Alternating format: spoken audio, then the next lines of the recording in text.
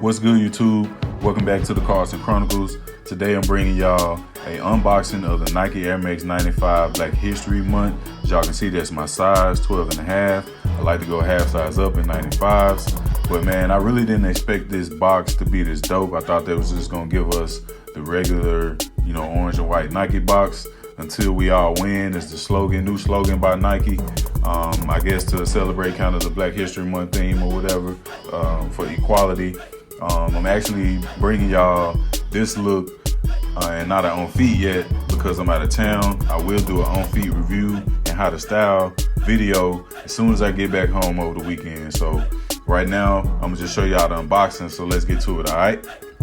All right, YouTube, trying to see what this shoe looking like. As y'all can see, the Black History Month logo is actually on the paper. And man, this is just a dope silhouette right here. Shout out to my wife, man, for sending me this video, the unboxing, so I could do this voiceover for y'all since I was gone. But anyway, man, the shoes come with these color palettes. You can actually put those on the tongue and the laces until we all win. It comes with the Black History Month Sharpie.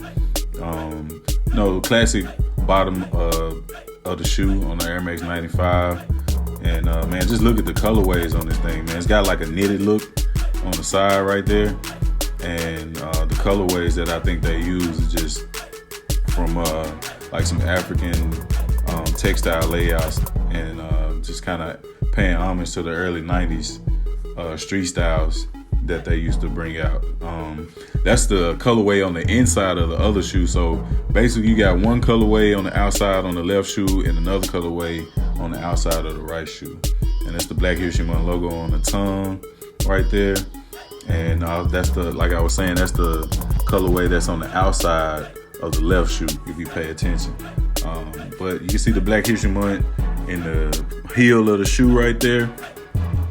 That's another look at the color palettes that you can throw on the tongue and write whatever you want on them. I thought that was pretty dope. But overall, man, this shoe is crazy, man. I had to pick these up. And on the back right there, you can see like peeling. It looked like kind of like snakeskin peeling.